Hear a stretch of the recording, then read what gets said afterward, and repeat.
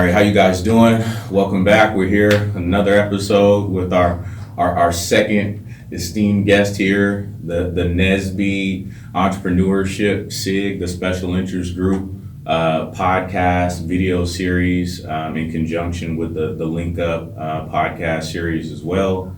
I'm B.Ware, your NSB co-director of the SIG. We have Mr. Jayden Harps. You want to introduce yourself and your role? Yeah. So my name is Jayden Harps, and I am the programs chair for the NSB SIG Entrepreneurship Group. So like Brian was saying, we're excited. We have a great guest in the house, and Dr. Clarence Lee, man, how you doing? I'm good, man. I'm good. I'm glad to be with you guys, man. Hope we had some value today, so I'm pumped. All right, good. So, we like to get in this, just introduction. We just briefly talked, this is for our membership. There's, folks who are in the grind, stuck in the grind, I like to say, getting started, figuring out their ideas. So, we have a couple questions for you, just, what in terms of business, entrepreneurship, different ideas that, you probably had and then you could share with others. So, Okay. Introduction in terms of a business. So for me, you guys may or may not know, depending on what episode you guys are on. But I am the founder of Best Way Construction Services. It's a construction consulting management company. I also partnered with Hands-On Technology Education to do STEM camps for kids. And I'm always, I'm really trying to start my way into real estate. So. Jayden, do your business's intro. Right. Yep. So I have two businesses. The first one I do, it's called Optimum ATMs. So I install ATM machines and I get a percentage off the profit. So, when people put in their credit cards, get that surcharge, I get a percentage. And then the other business that I'm a part of is with my mom, and it's called Zero to Necessary, which the mission is to encourage, inspire, and empower children and adults to fulfill their dreams and to reach their goals. So, me and my mom, we just started that about a couple months ago, and we're ripping and running, and we're just getting in the phase of things as far as our business model, and so we're very excited with what we have looking forward to. So that's what's going on with that. Yeah. Our esteemed guest here. Yeah. So quickly for me, physician entrepreneur. So. I see patients, but I've created a business around my passion. My passion is really encouraging people. So the business is mostly under my umbrella, Persist Institute, but I do live events, I write books, I have merchandise, I do coaching, and I also do speaking. So I travel and I've got a big speaking business, but mostly all around my gift, which I feel like is encouragement. So all of my avenues kind of speak to that. All right, cool. And just let me give you an intro on how I met Dr. Lee here. Met him earlier this summer, so really a few months now, right? About 4 months ago. Met him at a couple events, saw him a couple events. We just chopped it up, go get her. He told me he was from Kansas City, so you know how to represent. KC Mo. Shout out to my KC family, KCK and KC Mo. So met him. He's very inspirational. I mean, for what he's doing, being a physician and also for entrepreneurship. Dr. Lee or Clarence or Marcus, I found out. Right? That's a new one. He was our speaker at our PDC, our Professional Development Conference we just had this summer here in San Diego. Did a great workshop on entrepreneurship while maintaining a 9-to-5. It was well received, so it only makes sense to bring Dr. Lee back, to come and speak on what he does. So, Jayden made the connections. I remember when we first met at the cigar bar over there. Classic man right here. The classic man at the cigar bar. I was like, hey, never been one of these. Oh, man. That was fun. So into the first question. And one other add too. I'll say we were in this very room for your seminar you had, the IPDX. Yeah. And I'm sure you'll tap into that as we go through the questions. But it was a great seminar. If you guys have the chance to attend, if you see this man's work, follow him on social media. We'll go with all the tags at the end of the at the interview, but definitely I just want to throw that in now that, this is someone you really want to follow. Sign up for his workshop when it comes around again, and just, pay attention to the message that he's delivering. So with that, why do you think your business or businesses, you can maybe pick one or two, makes them successful in today's business economy? Yeah, that's a great question, because things are changing a lot in the marketplace, and so I think the number one thing I'd probably say is just innovation and staying on top of kind of new marketing procedures or what's working now. So right now, social media content is huge, and so the majority of the new clientele, the new business that come in, is all through my online kind of content production. So if we're talking cold leads for speaking, or we're talking cold leads for coaching, clients that buy my books, a lot of them see the content that I push out online. So if I probably say the one thing, that's my wife. Well, let me answer this on here. Babe, sweetheart. We raw around here. It's all right. Sweetheart, everything okay? Part of the grind. Right. I'm doing the podcast right now. We're videoing. Oh, sorry. Hey, you call, I'm gonna answer. You got fellas, you see that? Take notes. Take notes, What's up, man. babe? We're good? Take notes. Yeah, it's okay. Okay, all right, I'll call you back. Love you. All right, love you. Okay, love you. Bye. Bye. It's beautiful, man. We're organic here, man. Man. This is us. It's Yes, us. yes. Man. Yeah. Marriage 101. Your wife call, answer. We're not heading this out. Yeah, we're not heading this out. It's probably the most beneficial thing for anybody. But No wife, no entrepreneurship. yeah, no she holds the fort down. Do Man. you understand? Like, so I have 5 kids, and but for real, this entrepreneur life, I feel like if you're in a relationship, having somebody that is supportive of you, understands the vision, and is there to kind of be behind the scenes doing things. I mean, my wife you guys saw her at the event, she takes photos, she answers emails. I mean, we are a team. So I think behind every entrepreneur, there is a team, and my wife's a big part of my team. But yeah, I'd probably say what makes it successful is just being on the cutting edge of getting to people. Like, how do you get in front of people? And for me, that's been content marketing. Okay, good.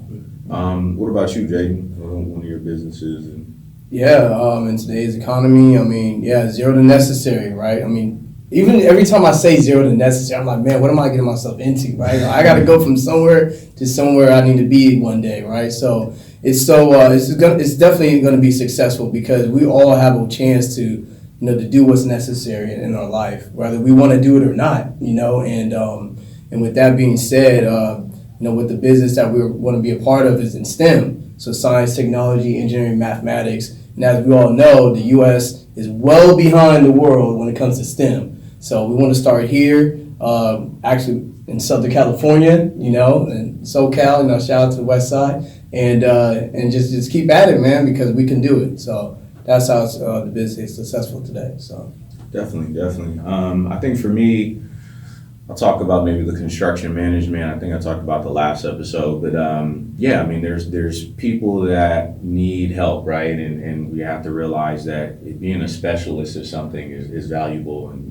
they talk about the gig economies and things like that, right? You can find different services nowadays because we're all busy, right? We're trying to maximize our time and different things like that. So for me, I promote my business, or it's successful because it's, hey, there's a lot of people too. I mentioned yesterday in our last podcast that are building, right? And more of us minorities are getting into businesses, storefronts, even commercial properties, right?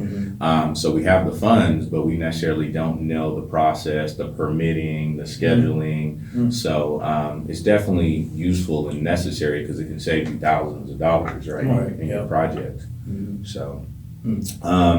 So the next question is, do you feel like your business is timeless? You can still speak on your coaching or whatever. Yeah. What makes the business or businesses you do timeless? Right. That's a great question, and it's funny because when I got ready to form the business, I thought about, would I get tired of doing what I do? Like, would I run out of gas in doing what I do, or will there be a shift where what I do is no longer needed?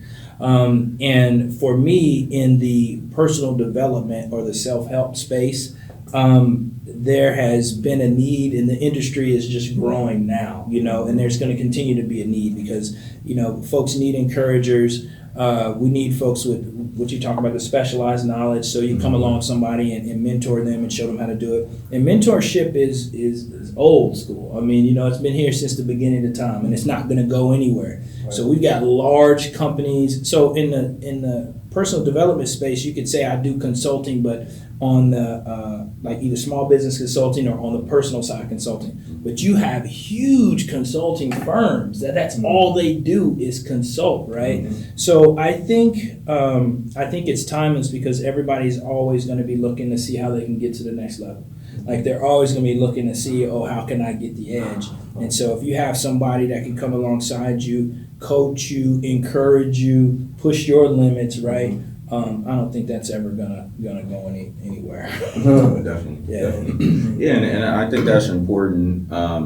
We have to look at who we are and what our society and our economy is built on, right? It's capitalism. You have to get out there and get it on your own. They don't teach you how to, be in business in school, right? Yeah. So, and, it's important to look to motivation and encouragement and tap into those soft skills that you don't necessarily have. So I would add to that why I feel like a business like yours is timeless, or any business when you look into consulting. I know we get hesitant in paying that money and upfront, but, we have to look in the day-to-day costs that we spend on other things that don't necessarily bring you that return, right? The vacations, all the different things that we have our vices on, right? So sometimes it's important to make that sacrifice, just like you put into your college or high school education, right? Thinking to that. So, that's really big. That's how I'm always, preach and I talk about, so what about you, Jaden? Yeah, timeless. I think for me it's about being that resource, right? So, like, okay, for instance, when we hear about families that don't know where's the jobs or where's the opportunities are at, that's a disconnect. That's a mis communication, right? So I feel like it's timeless because at least we know when you're going zero to necessary, you're always going to have that resource that's going to be there for you to get to where you need to go. And people will forever need that, and I don't know what else to say to that, and especially in underrepresented communities, right? And I think we need the most, minorities and people of color. So that's timeless in its own way. Yeah. I like that zero to necessary plug. I like that. I will also say about a timeless business. So I was thinking about this last night after our other episode. My construction management or construction in general, I have to be aware that even though it's timeless, it's going to change over time, right? So if you're into business, you're going into business, I just don't think about that in life. Like what's going to change around me, like, and be a master or continue to always educate yourself in your field, right? Because I know 3D construction is coming up, right? And the more technology gets advanced and software gets advanced, and we have apps and things we can tap into, soon enough there may be an app where you can just online consult with a construction manager or something like that. So I have to be aware of that hey, there may be a shift due to technology. So how can I leverage that, right? And look into investments or starting my own type of, scalable model. I know we talked about that before, and things like that. So I will also say that even if you have a business that you feel is really, hitting right now and it's picking up, don't forget that, hey, man, this may be a temporary thing, and how can what's my out, or how can I leverage this, and be one of the first innovators, right? So for me, if I get going in this, and 5 years from now, I hear that there's an app or they got robots doing it, I'm like, how can I buy the robot? How can I, get with a programmer and figure out how to, leverage that? I think you make a good point. I just keep thinking like the whole, Blockbuster, Netflix kind of destroying, Blockbuster. Yeah. And I think it's also like in business that you have to look at, because you have sectors and you have industries, right? So, and I think Blockbuster may have thought that they were in the video renting business, but at the end of the day, they were in like, I would say the highest level is like content delivery. So they're trying to figure out the way to deliver this content, this entertaining content to people. So if they were thinking content delivery, Netflix is doing the same thing. Like Blockbuster is doing it, but Netflix is delivering content as well, right? So that's kind of morphing, staying with the times, innovating. But I think the industry is all that content delivery industry is going to be there, right? It's just a matter of like the avenue that you take or your strategy. But it'll be same thing with personal development. The modalities will change. Maybe it might not be, in-person events. Maybe they will be virtual one day, or say maybe, you got ebooks, maybe it's audio books now, you know what I mean? But it's the same thing, so. Okay. We'll segue that into the next question. What does entrepreneurship mean to you? Man, it's everything. I think it's one, understanding your value. So I'd probably say that like the number one thing is to understand the value that you bring to the marketplace. Right. So as an entrepreneur, you are kind of quantifying that very distinctly with your services, what you're charging for your services, right? Mm-hmm. You understand your value. So I'll say first is understanding your value, and then entrepreneur is also looking for opportunity. Mm-hmm. So entrepreneurship is finding opportunities, right? Mm-hmm. So where are the opportunities? What needs are in the marketplace that you can meet with your product, your service, or whatever, right? So it's looking for opportunity. And then I'd probably say, entrepreneur is a hustler, man. I mean, a hustler, like somebody that's always scraping and scrapping, trying to go forward, add more value to the world, and hustle. Somebody that's not just, I want to sit behind a cubicle and I'm cool with this. Like the entrepreneur will be sitting there and just like steaming because the entrepreneur's going to want to get out and do more. The entrepreneur might be in the desk job, but thinking about the business or model or something, how to get out. So, those are kind of the things I think about with entrepreneurship.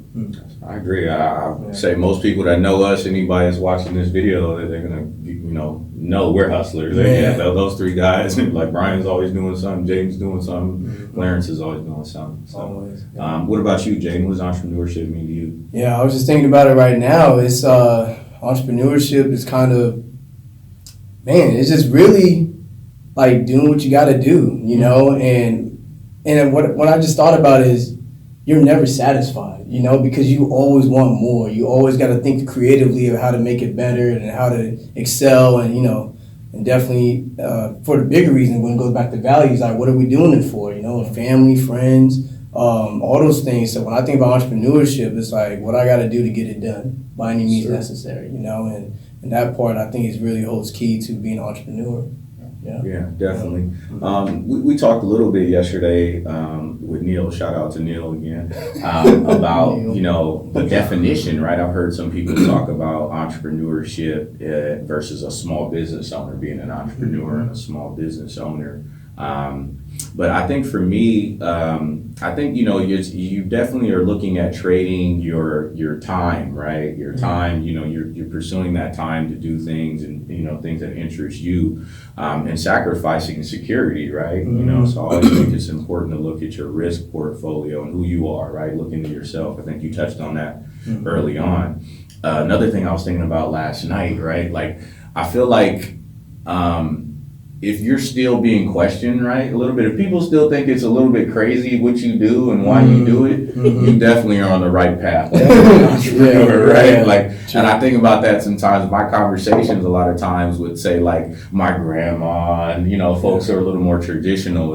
I could definitely hear the worry in her voice, right? Or just that, baby, we have to, take our time. We have to think about the future. And I'm like, Grandma, I am thinking about the future. Right. That's exactly what I'm doing. So, when I get, in my head and I think about where I'm at and the grind, it's like, I know that I'm still sounding a little crazy and it excites me in what I'm doing, right? And the time that I put into it and the vision, right? So that's what entrepreneurship means to me in a way too. When people still don't really understand or they're like questioning, that means you're on the path. I mean, you posted something today, I think, on the social media page about finding a business that, looking into the future, right? And, it's going to be crazy to people if it doesn't exist, right? Let's look at all the technology, social media. Like when we grew up in a time, it was like, man, cell phones. And, it's crazy. So, somebody had to say something crazy, and bring it up and make it and,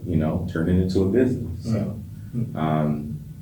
So So next question, if you had money, right? Everybody, if you had money, I say 10,000 to invest into today, what would you invest? And then what about 20,000? Yeah, so when I read that question, my answer will be exactly the same, and it actually would depend on where I'm at. But like where I'm at right now, like I would invest in me. So that means either coaching, masterminding, and getting around people that are pushing the envelope, that are going places, and I'll pay to get in those rooms. Like I've got a coaching program right now that I'm a part of, and it was 6 G's to even be in the program, right? So the idea is, I know that the best investment is me. Like I know the best investment is me, and so you have to be willing to invest in yourself before other people will invest in you. And so when I look at like a 10K or a 20K investment, if that's what I had and that was all I had to invest,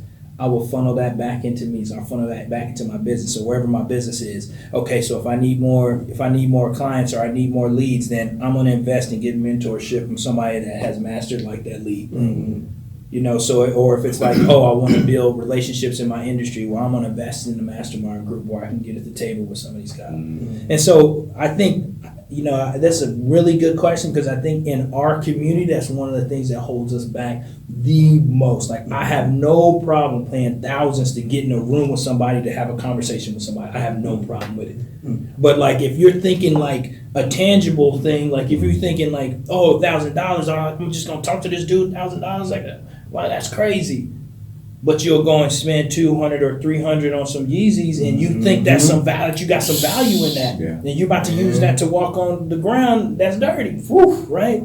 So I would say to us and our folks, which is in the business that I do, you have to understand investing in yourself is the most important thing. And so and that's what I would encourage people that are listening to this.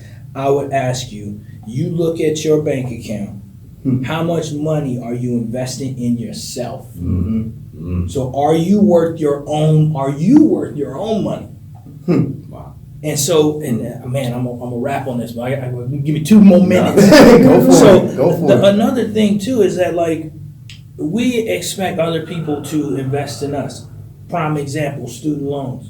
So the country has decided that investing in somebody's education is worth it. So we say to ourselves, I'm going to go and get the student loan. Well, that is real money. Yeah. Somebody had to put that money in the pot and decide that this was a valuable thing to invest in, right? But we say to ourselves, like, how much of our dollars do we invest in ourselves? But we expect somebody else to give us a loan for us to go to school.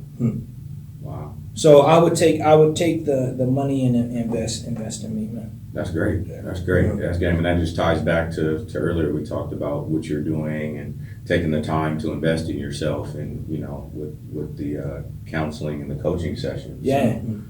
What about you, Jay? Yeah. So we're thinking about investing in ourselves, right? And I'm like, okay, for sure, a side hustle, right? So I just thought about like a side hustle right now. So I don't know if anybody heard of Turo. Turo. Yeah. It's like it's like Airbnb but with cars, right? Nice. So you can rent out your car and make money. So I was thinking like, okay, just like have like a whole bunch of fleet cars, like really nice cars.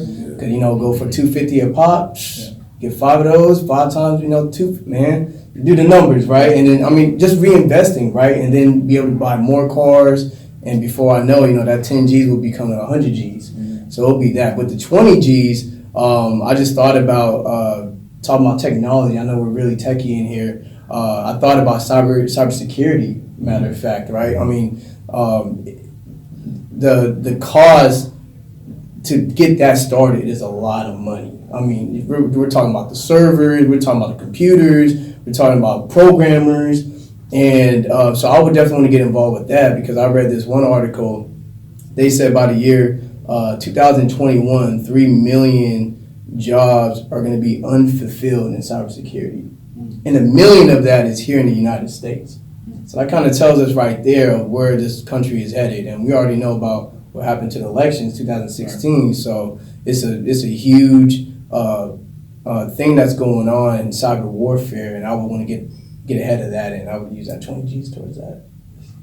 Nice. Yeah. Okay, for me, just was thinking about this. Right? Yeah. So I would look into e-commerce, right? And I have a buddy of mine. He actually just started going to like the Nike outlets and going these different places, the thrift stores, and just buying, sporting equipment, little things here and there. And he just kind of started doing it. He's been building it up and building it up. Now he has his own little eBay store, e-commerce type of business. And I gave him an idea. I was just talking to him about scaling it, right? And I'm like, invest in your business, maybe put an ad out, or with this whole gig economy, people are working, Uber, lifting and all that. I was like, maybe just hire somebody to go out and do the shopping for you. Now, what your target, supplies are that you want to get now. He's been doing it for about a year or so. If our guys are into shopping, the folks that are into the Yeezys and all that, and, Right. make it a business, right? Look into,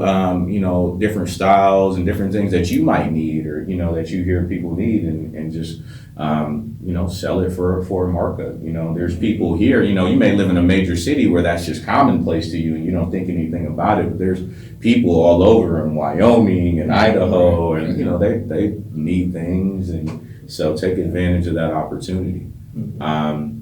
The 20K, I would pump real estate. It's still an opportunity looking at real estate. Maybe not in the highly populated areas like the Californias, the New Yorks, but when I was in Memphis, I was looking at property out there, and there was duplexes for like 20,000, Yeah. 40,000, Yeah. right? Like, and those are areas still where it hasn't really been gentrified like that. And those are areas where I feel like us as minorities, we know those areas. We feel comfortable. We have relatives there. So we should take advantage of them before, it comes and gets gentrified, right? Yeah. So I say it's not too late to look into, some of the smaller cities. Maybe the bigger cities, it's just pretty oversaturated. But look into like a Memphis, maybe like a Kentucky, some of these smaller places and these cities that are growing, that have maybe even start with a search of corporate headquarters, right, and where companies do their business, and that way that there's a consistent, an economy there for employers. So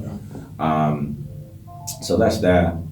So the last question, this is kind of like I think something we're going to kind of turn into like a little snippet right here, but it's what's your link up? It's something I thought of. I was like, man, a name for like a podcast. I was like, the link up, but to me, it can mean so many things. I like to keep all this stuff broad because I want everybody to give different answers and what naturally comes to them. So to me, I put like, what's your link up? And then I put like, what's your connection to everybody, right? And what you do, because right, that's a part of what we do in the business. Like, you're like, hey, I'm a business, but like you mentioned earlier about Blockbuster, at the end of the day, they weren't renting movies, they were content providers, right? So like, what's your link up? What's your connection to everybody? Yeah. So for me, it's tapping into the dreams of other people. So it's being interested in what everyone else wants to do with their life and being committed to trying to help them get there. So I think even from a conversationalist standpoint, like one of the easiest ways to talk to somebody is to ask them something about themselves, like where are you trying to go, what you're trying to do. Like one of the first questions I ask is like, what's the vision, like what's the dream, And for me, one of the biggest pains that I see in the world are people not living their dream. And so that's why I'm very interested in, what's your dream? Let me remind you of your dream. Like, okay, I know you're going through this, whatever, you working wherever, doing whatever, but what's the dream? Like, what's the dream? And so, my link up and my connection with everybody is helping to remind them of their dream, help remind them of their vision. And then, if there's an opportunity for us to work together, if it's an opportunity for me to come alongside and help you, then absolutely. But at the end of the day, if you're going to be around me, like, I'm not going to let you forget your dream. Like, I'm not going to let you forget about what you want to do, So that's what I thought about when I read that question. Good, perfect. I know we talked about that. It's almost like what's your purpose type of life. What about you, Jay? Yeah. My link up, man, is just talking to people. It's simple, like just talking to people, seeing how they're doing. Because it's just so much going on in our daily lives, and sometimes it's all right to be like, hey, everything's gonna be all right. You know what I mean? Just give that positive attitude towards people, good vibes. I feel like that's my link up, that's my connection. Is I always provide good vibes to people, and and let them be known that everything's gonna be all right. So it's pretty simple, but I think it really touches on a lot of people, and that's how I connect with folks. Yeah, we definitely linked up, man. He's one of the few, I know some people. I think I'm pretty connected. And then I go to Jason's birthday party, man. He keeps going the whole restaurant. I'm like, man, okay, I got to step it up next year. I'm gonna go to Home Depot and have people at my birthday party next year. We have a full house. But for me, my link up is real similar. Just purpose, right?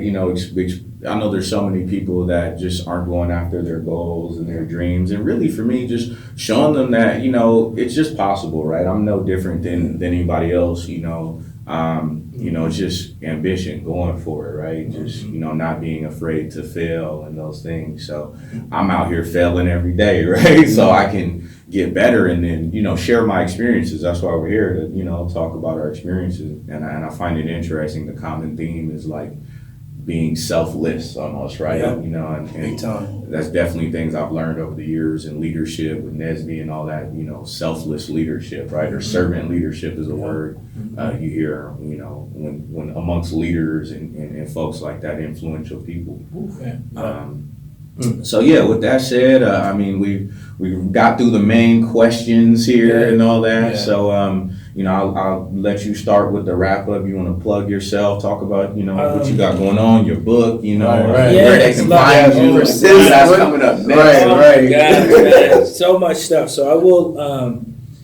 I do want to encourage everybody that's listening or either watching is to understand that you don't just have to do one thing. Like we are multi-talented people. So you might look at somebody that started off as an athlete, and then they end up. So Magic Johnson is like the person I'm thinking right now. Like he's a basketball player. So he's a basketball player, and then all of a sudden he goes over and starts getting into Starbucks, and now he's an entrepreneur that's crushing it.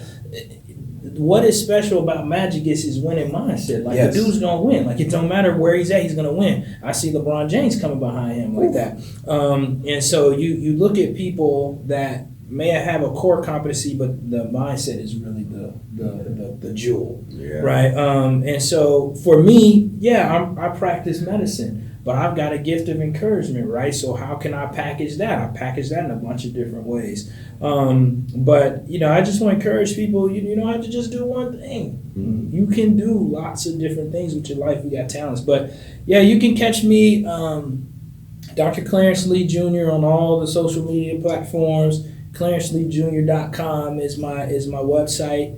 What I'm really pushing right now is Persist Institute. So Persist Institute is kind of my brand, or kind of the vision I have for Persist Institute is just helping people persist toward their vision. So my book Persist, I have the Persist Institute, I got a Persist coaching, and all of that is just kind of helping people push toward what they want. But the Persist Institute is an online kind of mastermind group where you pay in monthly. I gather entrepreneurs, pre-med students, everybody's got a vision, things they're trying to do, and I kind of cultivate the motivated people group. Hey, all right, thank you for watching again. Sorry the video cut a little short, or the audio, depending on how you're listening to this. If you want more information, you can follow Dr. Clarence at www.drclarenceleejr.com. Should also pop up here with our fine editing team doing great work. And also, as always, you can follow us, the Nesby Entrepreneurship Leadership, at Facebook, Instagram, Twitter, LinkedIn. We have our YouTube channel. So on Facebook and LinkedIn, you can search for the Nesby Entrepreneurship SIG. Also join the Facebook group on there. On Instagram and Twitter, we're at Nesbypreneur SIG as well. And then if you haven't, you should also follow the YouTube and the podcast here. The links we'll provide for you guys here or on their bio. And then last but not least, we have some upcoming events. National Convention is coming up March 25th through the 29th in San Antonio, Texas. The Entrepreneurship SIG is going to be providing great content for you guys. We have a pitch competition. We're looking to back that with some rewards and prizes. So if anyone out there is interested in invest as an investor or knows any minority or black venture capitalist firms, we'd love to connect with them as well and have them potentially sponsor our pitch competition. And also we'll have a Doing Business in Africa workshop, so please come and check that out. There's a lot of great opportunities in Africa right now that'll be hosted by us as well and our co-director, Dwayne Allen. And last but not least, thank you again for watching. Stay tuned. We have plenty of great content for you guys, and let us know what else you guys want to hear and see, and we'll try and bring in guests that answer those questions for you. Thank you very much. Have a great day.